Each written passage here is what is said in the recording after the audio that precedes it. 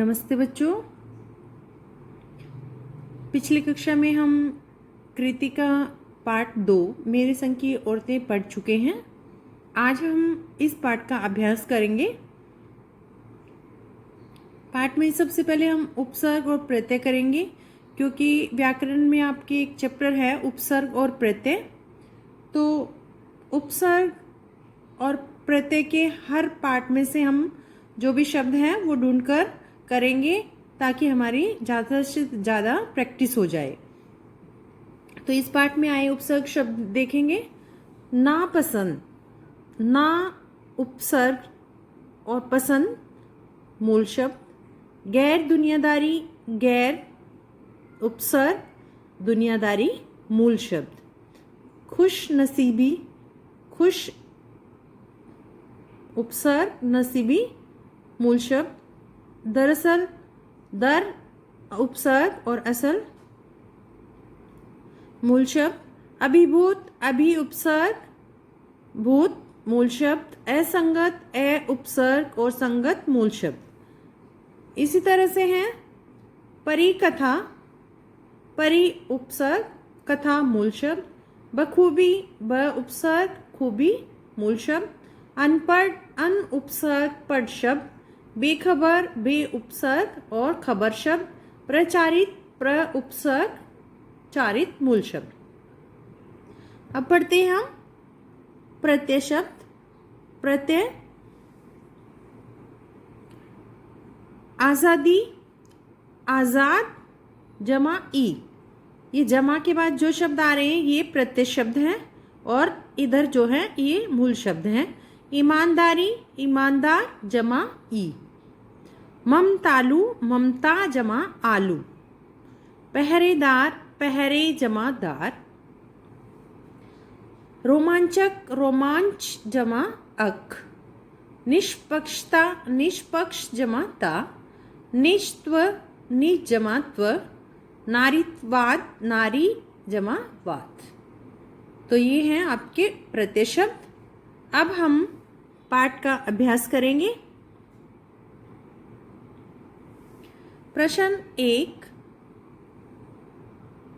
लेखिका ने अपनी नानी को कभी देखा भी नहीं, फिर भी वे उनके व्यक्तित्व से भी वे क्यों प्रभावित थी?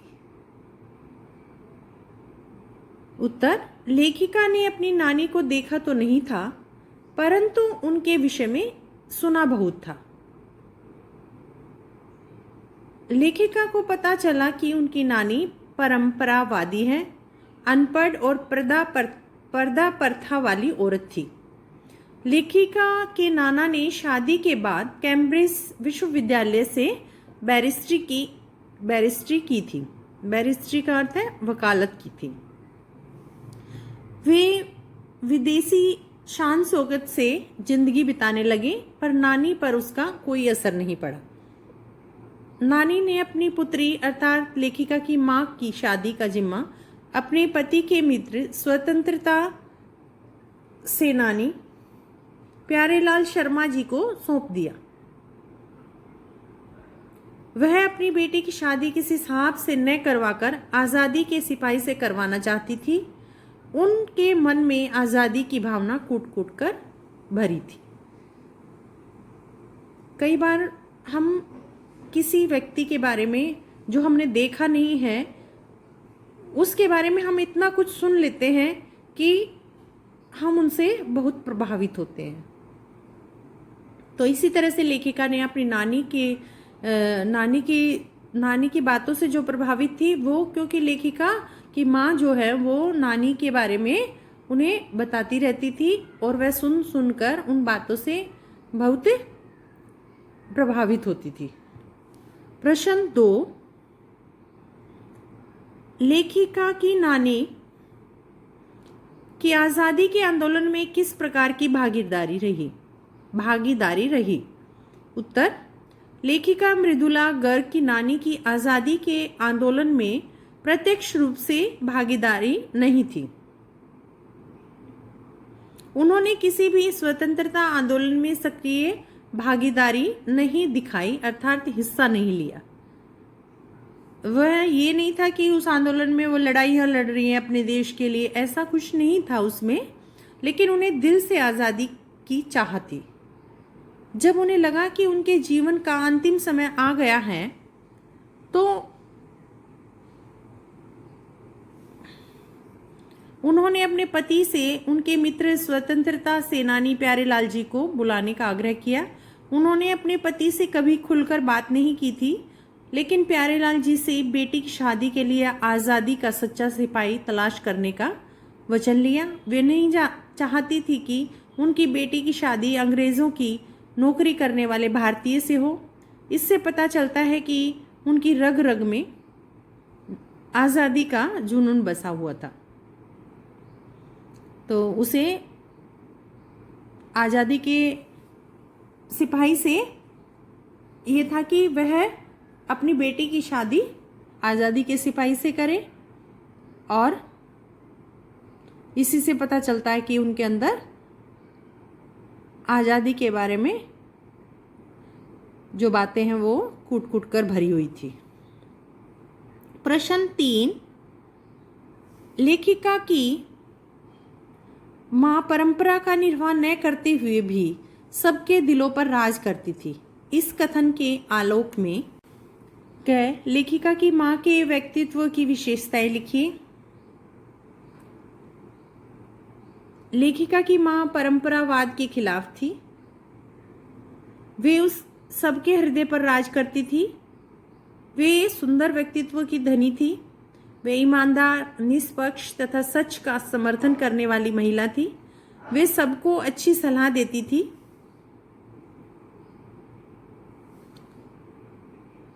वे किसी की भी गोपनीय बात को किसी दूसरे के सामने प्रकट नहीं करती थी।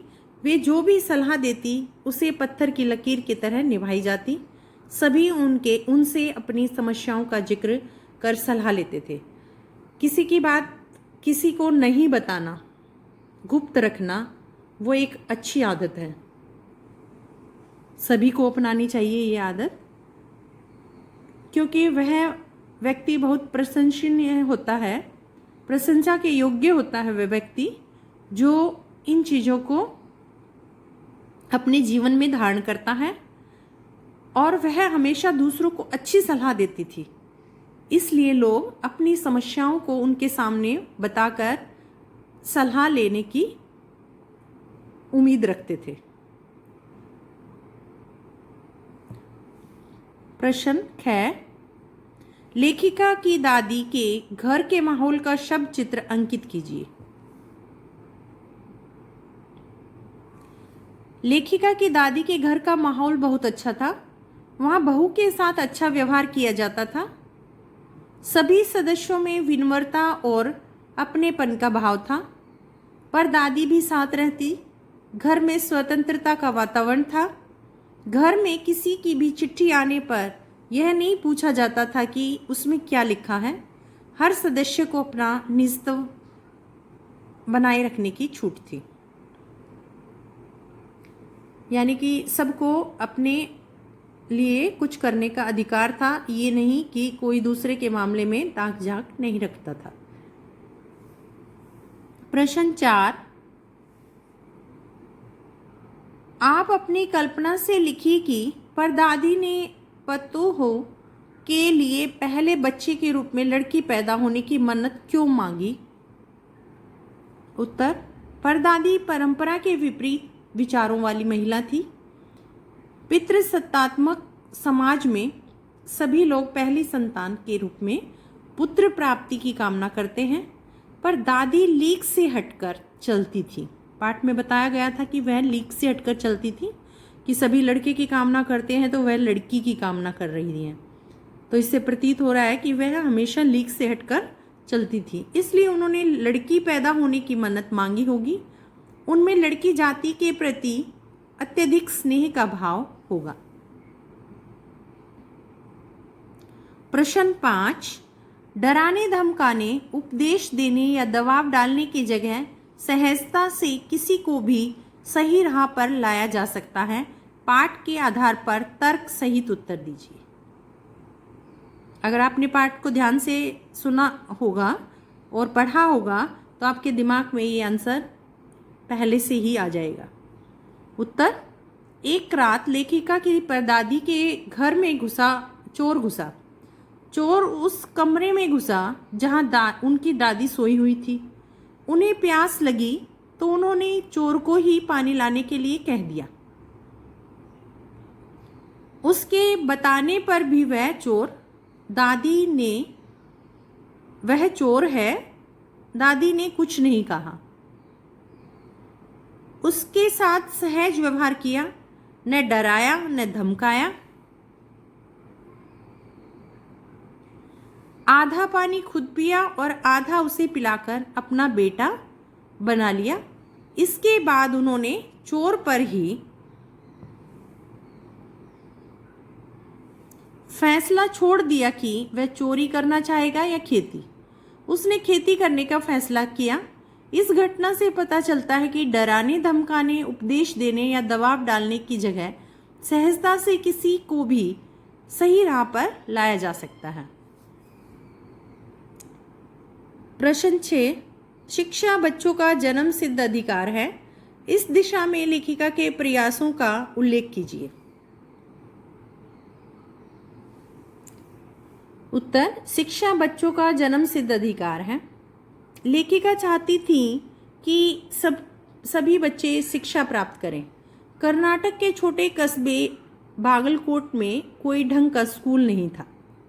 लेखिका ने कैथोलिक बिशप से प्रार्थना की कि उनका मिशन सीमेंट कारखाने की आर्थिक मदद से एक प्राइमरी स्कूल खोल दे। उस प्रदेश में क्रिश्चियन जनसंख्या कम थी, इसलिए कैथोलिक बिशप ने स्कूल खोलने में असमर्थता दिखाई। लेखिका ने गैर क्रिश्चियन बच्चों को भी शिक्षा पाने के लायक सिद्ध करते हुए अपना आग्रह जारी रखा। तब बिशप ने उनसे यह विश्वास दिलाने के लिए कहा कि वह स्कूल 100 वर्षों तक चलता रहेगा। वहां से सहायता न मिलने के कारण लेखिका ने स्वयं अंग्रेजी, हिंदी, कन्नड़ 3 भाषाएं पढ़ाने वाला प्राइमरी स्कूल खोला और कर्नाटक सरकार से उसे मान्यता भी दिलाई। तो वह सब बच्चों को पढ़ाने के लिए बड़ी इच्छुक थी और उन्होंने यह काम करके भी दिखाया। प्रश्न 7, पाठ के आधार पर लिखिए कि जीवन में कैसे इंसानों को अधिक श्रद्धा भाव से देखा जाता है। उत्तर, जीवन में उन लोगों को अधिक श्रद्धा भाव से देखा जाता है जो सदा सच बोलने वाले होते हैं। जो लोग किसी की भी गोपनीय बातों को दूसरों के सामने प्रकट नहीं करते, जो अपने इरादों में मजबूत होते हैं,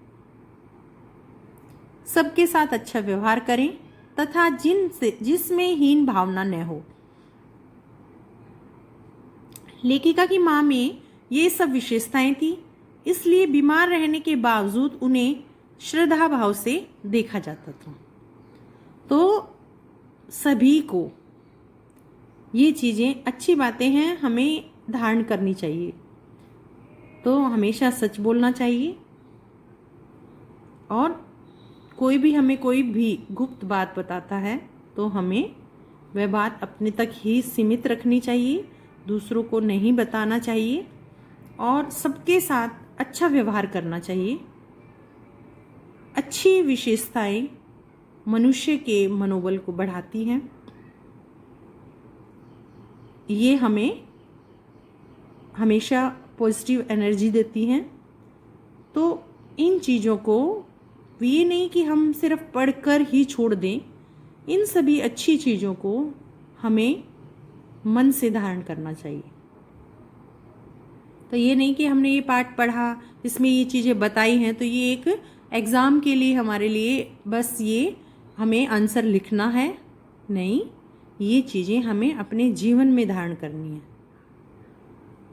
तो आज से आपको कभी झूठ नहीं बोलना, सबसे अच्छा व्यवहार करना है, तो जिससे आप एक अच्छे इंसान बन पाओ। प्रश्न 8, सच अकेलेपन का मज़ा ही कुछ और है। इस कथन के आधार पर लेखिका की बहन एवं लेखिका के व्यक्तित्व के बारे में अपने विचार व्यक्त कीजिए। उत्तर, लेखिका की बहन रेणु अपनी इच्छा की मालकिन थी। वह जो कुछ ठान लेती थी उसे करके रहती थी। एक बार तेज वर्षा हुई। बहुत अधिक पानी भरा होने के कारण सड़क पर न के बराबर वाहन चल रहे थे। रेणु की स्कूल बस उसे नहीं लेने आई तो वह स्कूल पैदल ही चली गई। स्कूल उस दिन बंद था, परंतु उसे इस बात का मलाल नहीं था। वह वापस 2 मील चलकर घर पहुंच गई। तो ये था रेणु किस प्रकार से अपनी बातों को सोचती थी और उसको पूरा करती थी, और जो वह अपने जीवन में ठान लेती थी उसे वह करके छोड़ती थी। तो इससे हमें पता चलता है कि लेखिका अपने मन की मालकिन थी। तो हमारा ये पाठ यहीं समाप्त होता है, और इस पाठ के आपको प्रश्न उत्तर कंप्लीट कॉपी में लिखने हैं और याद भी करने हैं साथ साथ। और अब मैं किसी बच्चे से नोटबुक मंगवा सकती हूँ, उसी टाइम कॉपी कंप्लीट उसी दिन भेजना है जिस दिन मैंने बोला है, तो उस बच्चे को फुल मार्क मिलेंगे। यानी कि राइटिंग अगर सुंदर नहीं है तो आपके मार्क्स कटेंगे, नोट्स कंप्लीट नहीं है तो कटेंगे, लेकिन उसको 10 में से मार्क्स मिलेंगे। अगर बच्चा टाइम पे नोटबुक नहीं भेजता है तो उसको मार्क्स पहले से ही कम मार्क्स में से मिलेंगे। इसलिए अगर आपकी कॉपी कंप्लीट भी है, सुंदर राइटिंग भी है, तो अगर आप सेकंड डे भेजते हो तो आपको 5 में से मार्क्स मिलेंगे। इसलिए आपको इन सभी बातों का ध्यान रखते हुए अपनी नोटबुक साथ साथ कंप्लीट रखनी है। अब हम नेक्स्ट क्लास में मिलेंगे।